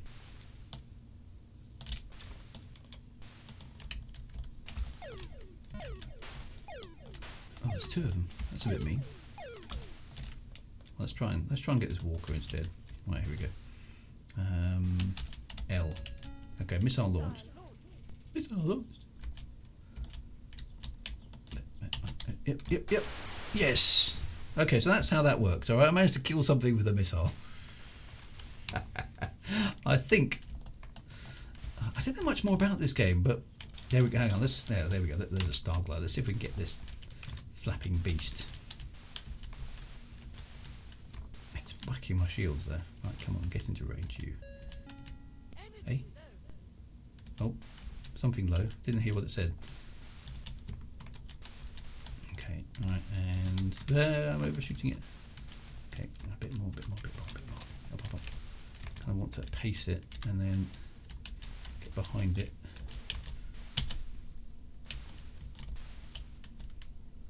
Oh, I've only got one missile. You rotter. Quite a hard game. You can only carry one missile at a time. Which means I can't deal with it. Oh dear. I suppose I can try and dive into this base. They're always pointing in the wrong direction. So this is a variation on the elite docking mechanic. But rather than having the base rotate towards you, it sort of rotates around, which nobody in their right mind would make a base that did this, I don't think. Oh no, I got in. Let's see if we can go. Right. Lasers and shields replenished, missile loaded. Excellent. Power drainage too great. Oh, and I died. There we go. There we go. So that was that was a Starglider. So I think they did a reasonable job. I imagine. I don't know. I mean, tell me Atari ST and Commodore Amiga games whether that looked even vaguely like what you played on those games. But it didn't seem to be too bad considering the limitations of the Spectrum. Mad Monk sort of moved on to Amiga by the early 90s. So this is late. This is very late in the Spectrum's kind of era, isn't it? This sort of stuff. Now the last game that's on the list, kind of for the last half an hour. Now this one is a bit different. This one actually has a story associated with it, which is again quite unusual. But it's not told in the cassette inlay. It's actually told in the game. So, and I was recommending this one. Now I've never played this one either, but I have heard of it. So this is back to our 48K stuff. So we're going to switch back to 48K mode. And this is a game called Mercenary, which comes highly recommended. Now I don't know what it's like, but anyway, I believe this is a Commodore 64 game originally, then ported to the Spectrum. So let's go for cursor control. Okay, so what happens here? So Nova Drive, countdown, 3, 2, 1. Okay, makes sense. If we go through space, the Nova drive is engaged. The Pristinium is on course, presuming that's the ship. Destination Gamma 5. Damage control report. Some conflict damage. Checking.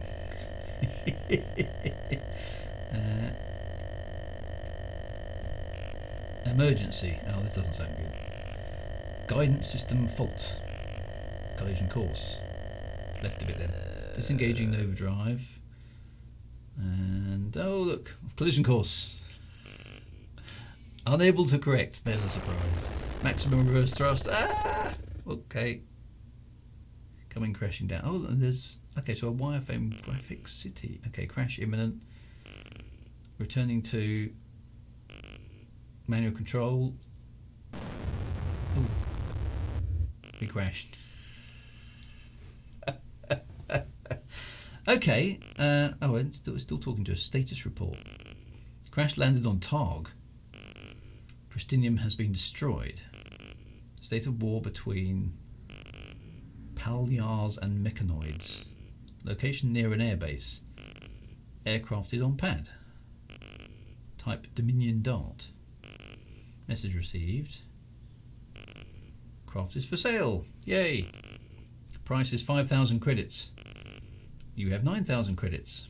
Okay. Do you want to buy? Presumably yes. Transaction completed. You have 4,000 credits, so it does maths correctly. And that seems to be it. Okay. Could have gameplay shorter than the loading time. No, I don't want to start the. I wonder what it does. Does it just go, yeah, whatever? And presumably you just need to walk. Then you can walk around. Presumably the ship is there for you, so you can. So anyway, so what do I do? Okay, so I can look around. So it's got a sort of weird vector graphics here, in the sense that it's just. Oh, is that my crash ship? I think that's my crash ship.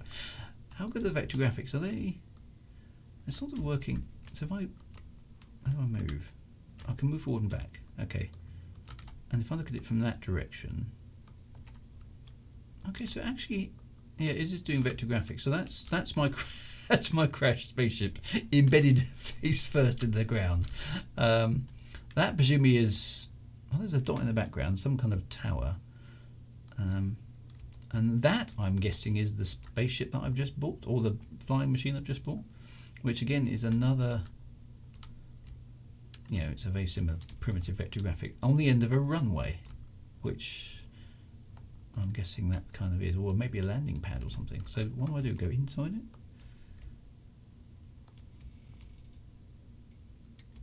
Okay, I'm in it. Does I need to press a button to make it do something? I brought a paper dart.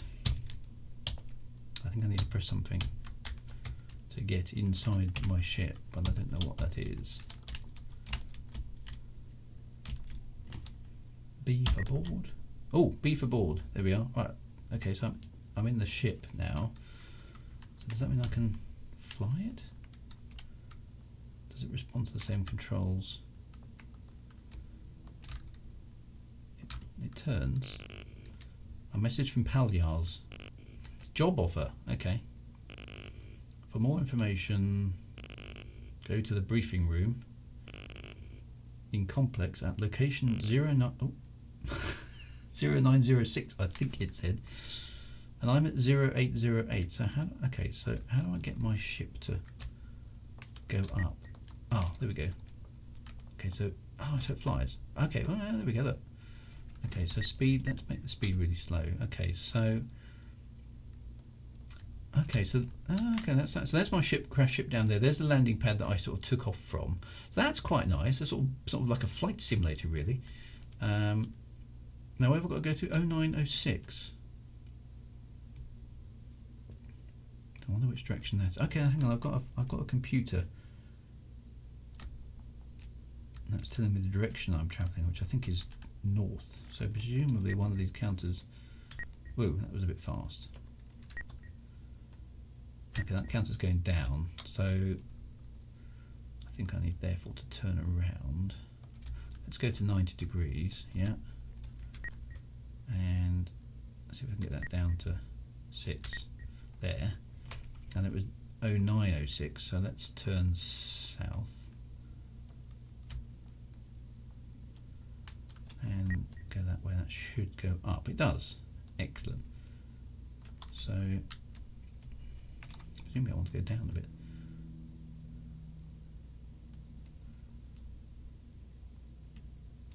So there's 0906. Okay, so presumably I want to land in here somewhere. I don't see a briefing room per se.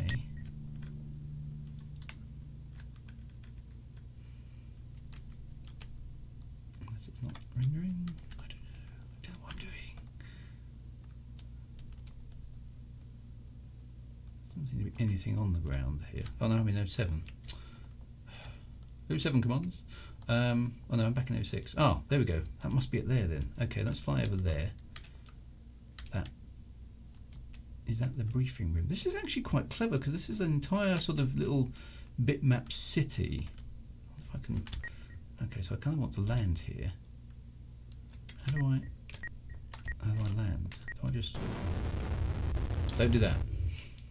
Oh, I survived. Okay, so I can get in and out of my ship. So that's quite impressive. That wasn't a very good landing, I don't think. But is my ship still alright? Or is it... I've got a feeling I trashed my ship. Oops. Anyway, right, we're at the briefing room. Let's just see what this game has got for us. Or am I still... No, I feel like I'm still in my ship.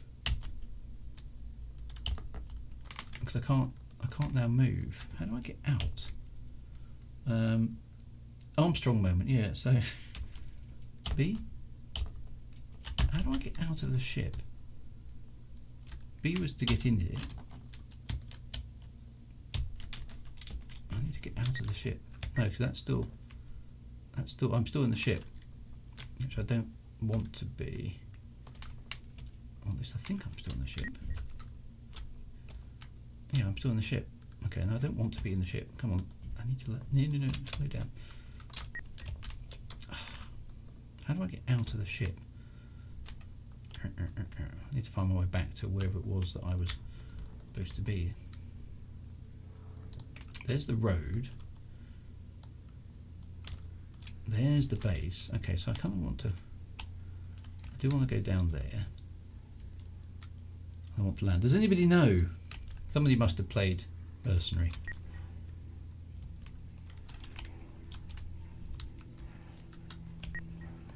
Oh, I want to slow down.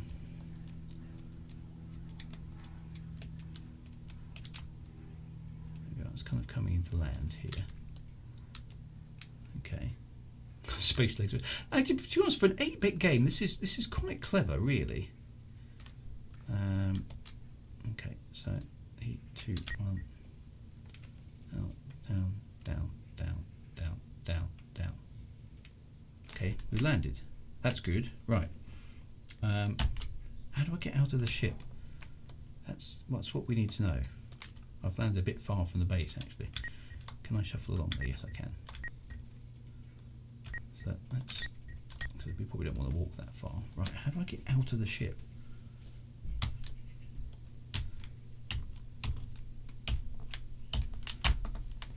It's got to be one of these keys. Ah, L. Leave. Board and leave. Okay, so there we go. Right, so I can get out of the ship. Now that is quite sophisticated for an 8-bit game. Right, so this must be the briefing room. So what do I do? Okay, B maybe again. No, that doesn't seem to do anything. I'm definitely in the right. I think I'm in the right place. Oh, E. Oh, okay, I've gone underground. Okay, and there's a room with 3 doors. So which one do we go through? Okay, that again is quite... Interior's confirmed, yeah. Okay, now I'm in a... came through that one. So let's. Oh, this is actually like a maze. How are you supposed to find where you're supposed to go? Oh.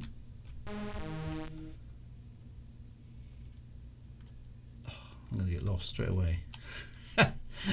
It's like an underground complex. I don't know where you're supposed to find anything.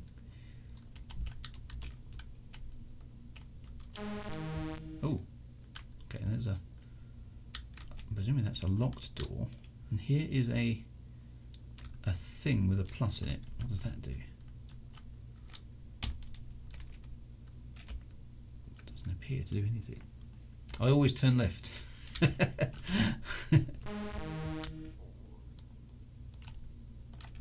Again, I mean, I don't know how you're supposed to make your way around in here. I am now totally disoriented. So presumably that one's locked. Okay. This is the hangar. Oh, actually, is it at the bottom of the screen? It's telling me. It's not giving me any clues as to where to go though. So this is the hangar, which presumably I can go back to the surface from. Okay, that sort of makes sense.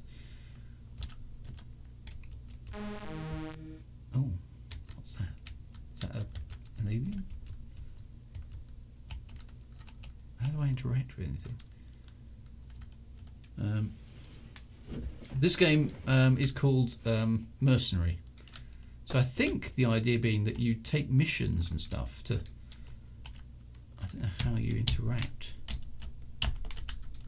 Or if you can interact. So there are things in each room, but whether they're important things...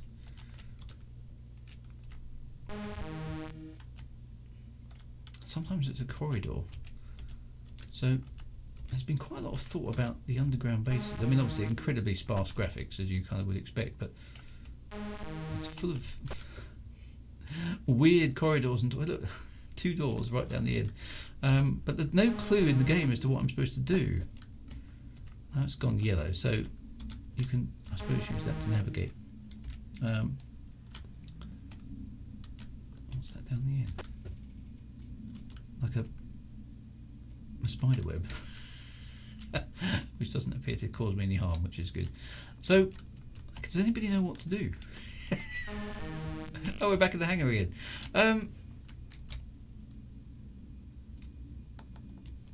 So, look out for giant spiders. Yeah, yeah, they did use all the colours. I'm assuming this is something we're supposed to interact with, but I don't know how to interact with it. These are the palyars, but what do I do? Hangar, so it'd be useful if it told me to go to somewhere. Presume if I press E, I'll go back up the elevator, which is quite nicely done. Okay, so I can go up and down. Maybe I'm in the wrong place. Oh, the Spitfires are back.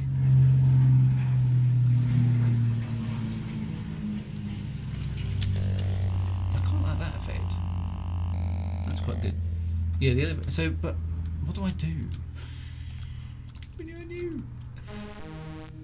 That's just... Okay, there's a spider down the end there. That doesn't actually go anywhere, does it? It seems that one's a dead end. Oh no, there is another door there. Does that go anywhere useful?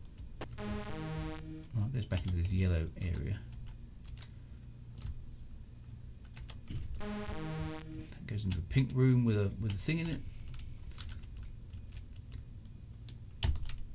But I don't seem to be able to interact with any of the objects. Yeah, I'm pretty sure we're in the right place, if I remember that correctly. See, there's this... Kind of looks like somebody, but I can't interact with them. If they are a thing, or they're just a you know, it's difficult with 8-bit graphics to tell what the thing represents. You're back in the hangar again. So the game isn't helping me here. I don't know. I can't find anything to interact with.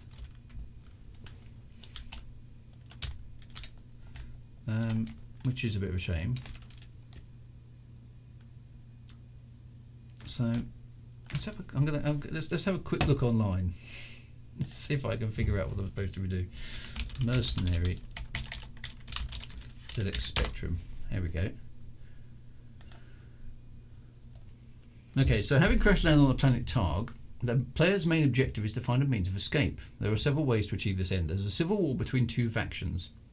The Palyars, who are the indigenous good guys, alright, and the Mechanoids invading bad guys. This affords the player an opportunity to earn money to buy their escape from Targ. First test of any successful mercenary failed. Yeah. Okay, so the player is accompanied and advised by Benson, a 9th generation personal computer. This interaction is handled by a scrolling news ticker at the bottom of the display. Okay, we've seen that. As well as providing assistance to the player, much of the humour within the game comes from occasional sarcastic remarks made by Benson. Okay. The player explores a world rendered in real-time 3D graphics, completing a number of non-linear tasks to achieve a single main objective. Okay, well that's quite clever. The title of the series derives from the player's role in carrying out tasks as a hired gun. Okay, so that's basically what we've got to do, but what are the keys?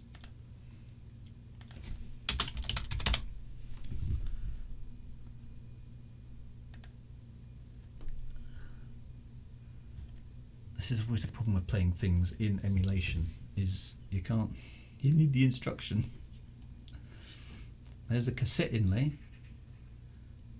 There's instructions, here we go. What does this say? Right, okay, hang on a minute. Right, board a vehicle by walking to its center, pressing B. Leave a vehicle by pressing L. Yeah, we figured that out. Elevators. Okay, there are 3-side elevators. Okay, objects. Most of the objects found in Targ are in the underground complexes. Take objects by pressing T. Okay. Not all are identified. It's a good idea to keep a list of items. You can carry up to 10 objects at a time, and then drop by pressing D. I said we can pick them up. Okay, so maybe I should try that. I can't find the meeting room, so maybe that's the problem.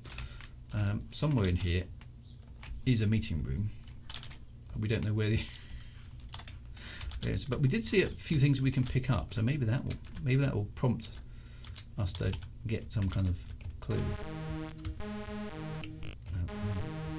It tells us we're in a hangar, so that's a spider web. I'm sure that can't be useful, but let's try taking it.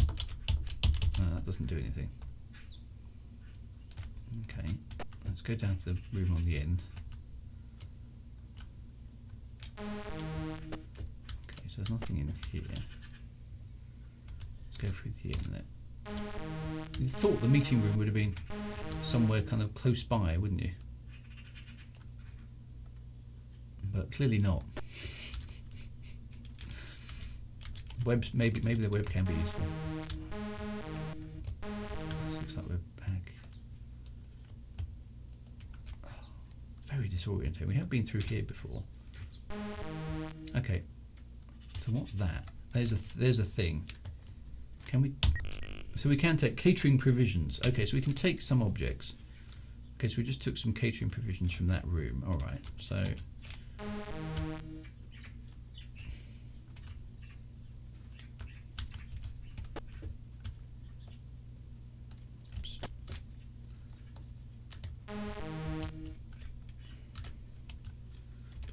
I want to find that thing that looked a bit like a dude. I'm not sure if it was, but okay. So there's looks like a bird cage over here. Maybe we can take that too. That's an energy crystal, obviously. Okay, so now we know how to pick things up. Ah, here we go. Here's the possibly a person, or possibly not. What happens if we try and take that? Sights. Oh, gun sights. Okay, so that's quite neat. Look, you can upgrade your HUD. That's quite clever. Okay. But again, still no I do. It's only time you can tell. Okay, so I've upgraded the HUD, which is quite a nice touch. But where do we go? What do we do? Oh, maybe we're not in the right place. Let's go back to the surface. I've got a feeling we may be not in the right place, but I don't know where to go if we aren't in the right place. There's our ship over there. Let's have a little fly about to So bead board. So it was quite sophisticated actually. The fact that you can get on and off a ship. I think. So look, there was whoa! Now we're going way too fast. Slow down, slow down. Okay, now I've gone completely the wrong direction. So that was a bit. There was a sort of towery thing. So whether that's something that I'm supposed to have gone to. It certainly shifts along at a fair old rate. This. So there's a tower there. And a star. Okay, let's stop here. Let's just see if there's anything. Can I land here? Dutch Glaswegian. First of all, I love the ED audiobooks as well as the Showboy series. I was wondering if you know anything about more ED audiobooks released. I don't, I'm afraid. Ooh, too heavy. That went wrong. I don't believe there are any more due. I would make Premonition into an audiobook if only I could get Frontier to give me permission to do so, but they unfortunately they won't. And it doesn't seem to be for any particular reason other than we can't be bothered, I'm afraid. So that's a real shame. But okay, I think I'm kind of lost on this. I tell you what I'm going to do. I'm going to restart that. Let's start this again. Now we figured out the keys. Can we bypass the intro sequence? Because whilst that was quite cool, it doesn't look like we can. So okay, we might just have to let that play. I want to make sure we're in the right place. Would you use Chris Jarvis for the audio? Yeah, Chris Jarvis actually did all the audiobooks, the original round of the Elite books, and he did an absolutely fantastic job. Plus, he's done. If you haven't seen it, what's his own kind of fanfic version called? It's the name escapes me. He's done a massive long series of sort of fanficky Elite stuff, which is very, very good actually. I'm just trying to remember the name of it. It's been years since I last listened to it. But anyway, look him. You'll find it if you look for Chris Jarvis Elite Dangerous. You'll find it. It's very, very good indeed. Right, hang on. Okay, so maximum reverse thrust. We crash on the planet again. So it's basically a city, okay, which is quite cool. Right, so this time we're going to. There's a lot of crashing and dying. Okay, I crash. Yeah, I do. Right, we start off in 0808. Well, pay close attention here, guys, to where we're supposed to go. So maybe we went to the wrong place. Crash landed on Targ. Ship is destroyed. State of war between Palyars and Mechanoids. Yep, we know. Escape velocity. There we go, Frank Mine. That's it. Location near an airbase. There's an aircraft on the pad. How convenient was that? It's a Dominion Dart. We're going to buy it. Craft for sale. I don't know what you do. If it does, if you don't buy the ship. Do you want to buy? Yes, I do. Okay, so we've now got a ship. Right. You have 4,000 credits. All right. Paying attention to where we've got to go. Because in a moment it's going to say message received again.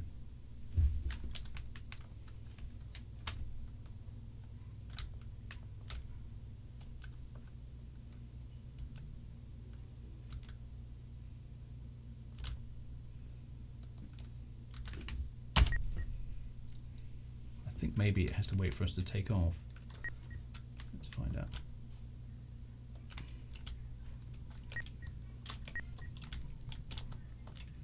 There we go, right.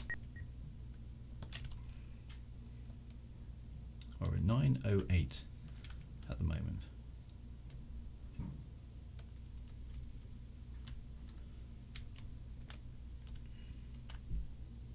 No, it's not going to give us a message.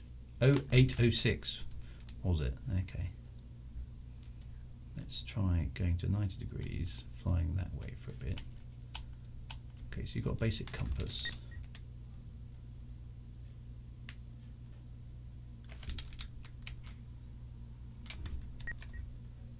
That's going up. 0806, so I need to turn around.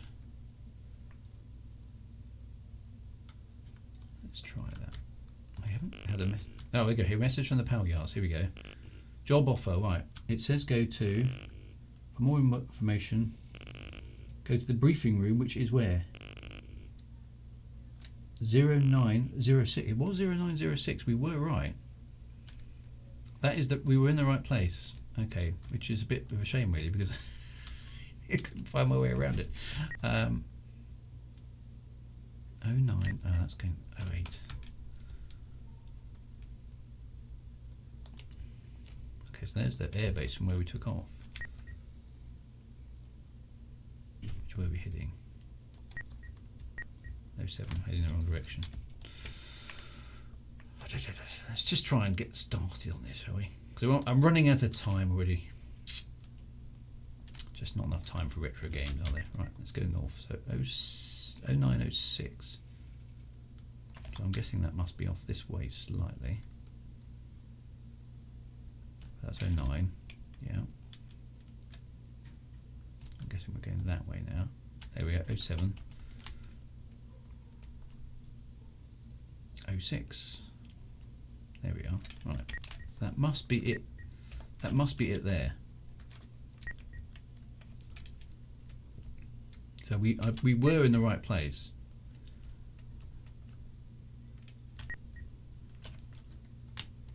We sort of.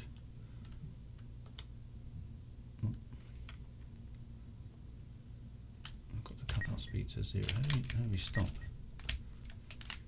L. There we go. We sort of park the ship and then walk to the elevator. Okay, and then we press E to go into the elevator. Yep. And then we're here again. And it's the same. So how do we find this briefing room? So that's worth having. So we can upgrade our ship. Yeah. That's back to the hanger. So how, it'd be nice if the screen told us which room we were in, but it doesn't. That's an energy crystal, we discovered that. So it gives you some stuff at the start, which is kind of useful. Okay, so maybe it's through there. It's just a maze.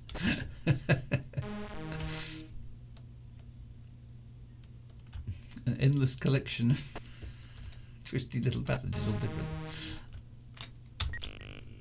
That's catering provisions, which is a room with nothing else in it. Okay. So it's a peculiar sort of a base. How do we find the briefing room? So there's so many. Found the briefing room. It's got a table and a chair in it. It's clearly, well, we will reward. Okay, here we go. This is how you get a mission. Delivery of our needs to appropriate rooms in the Paleo Colony craft. There is a big fee for a captured mechanoid. Only when you know how to choose them from us, destroy all mechanoid occupied locations for very special gratitude.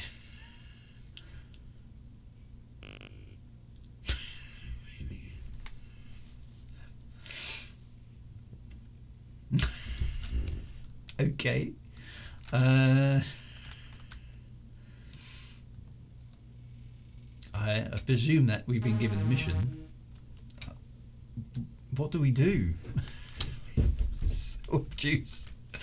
I'm quite impressed by the scale of the game. So they've managed to cram a sort of maze, mission,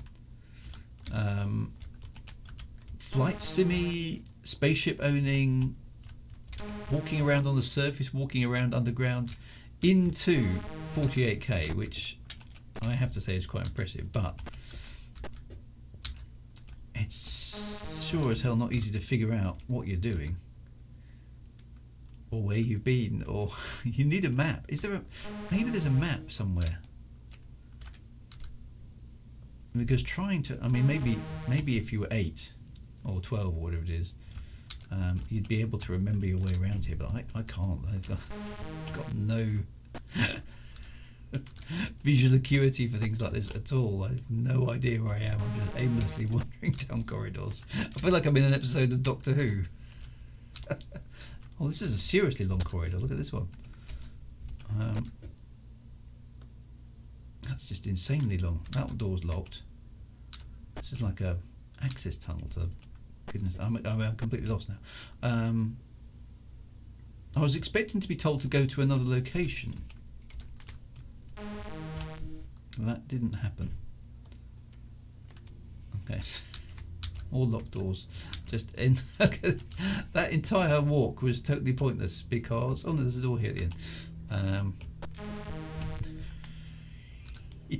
This is not the most exciting thing. I mean, it's quite a clever game, but geez, what the heck are you supposed to do?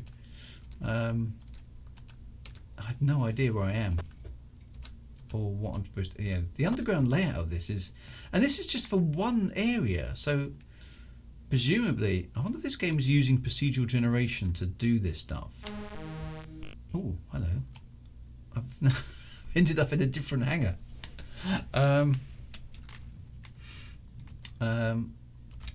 And there's another ship here. I wonder if I can buy that. Can I board it? Oh, I've just got into another ship. Let's go up. There's quite a lot of sophistication in this game, I have to say, but it's not very easy to figure out. Okay, so it would appear that I've just stolen somebody else's ship.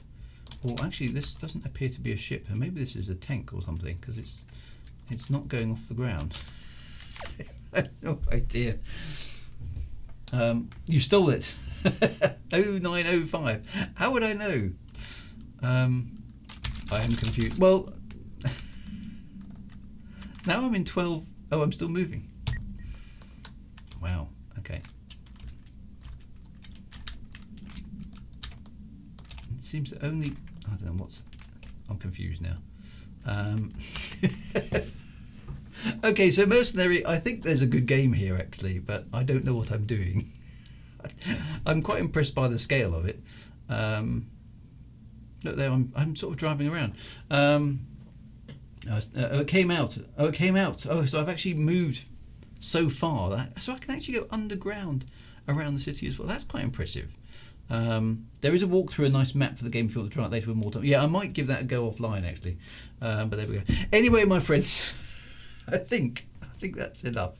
I think we've done the ZX Spectrum good justice. I do. I think it's definitely contributed a lot to the space game genre, but it's time to move on and leave the 8-bit glory days behind it. So I'm not going to be here next week, I'm afraid. Next Saturday I will be out racing a car, so hopefully some video of that coming. I've got my MX-5 out of mothballs. I'm taking it to a track day with my son and his golf, so we'll be doing that next Saturday. So there won't be a retro stream next Saturday, but after that I'm quite keen. Someone suggested, what do you think of this? Somebody suggested that in order to straddle the 16-bit era and into the early graphics cards, that I actually do the Wing Commander series, which I think actually would be quite fun, because Wing Commander 1 and 2 are definitely 16-bit titles, and then we start getting Wing Commander 3 and 4, which drop into the early graphics card territory, and it gets it's quite a nice continuous story. And of course we could potentially, depending on how well it goes and whether it's interesting, we could end up in Star Citizen a long way down the road. So it will take us quite a long time to get there, but if you're up for that, I think I'm going to use the 16-bit to early PC era, and let's explore it through the eyes of Wing Commander, because that had some quite good stuff in it. So I think that's what I'm going to do, but that'll be a couple of weeks away, so that gives me a chance to figure out how to run the early games. And see where we go. And we can talk about some of the other hardware that was around in the other days, and maybe a few of the Amiga ST stuff as well. We'll intersperse those a bit. So that's the sort of plan for the retro stream for next few weeks and months. Is we'll probably Wing Commander with a bit of Atari ST and Amiga stuff thrown in there as well. And so yeah, the predecessor, if you like, to Star Citizen and all that sort of stuff. So Wing Commander is a long series actually, going back quite a long way, not quite so far back as Elite. And if you take long enough, Star Citizen might actually come out. Okay, so Wing Commander is on GOG with a pre-configured DOS box. That sounds perfect. Okay, so we might go there next. So see you in a couple of weeks on this one, Commander. I'm back on Mondays, of course. Back on Thursdays with Normal Man Sky. And I may be doing some streaming tomorrow evening. I'll confirm on Twitter. And various other places. But if you see the stream go live tomorrow evening, I will be trying update 6 of Elite Dangerous to see if it works, at least on my rig. Indications are that it's improved a bit for some people, which is pretty much what happened last time. It didn't for me last time, but we'll see. So I've got to try it and see where we are. But otherwise, if you don't see you on Sunday, have a fantastic weekend. I'll see you on Monday evening or Thursday evening or Saturday in a little bit of time. But anyway, it's been a pleasure, as always, Commanders. Be good, be retro, and I will see you at a future stream. Take care, my friends. Be good. Have a fantastic weekend. See you soon.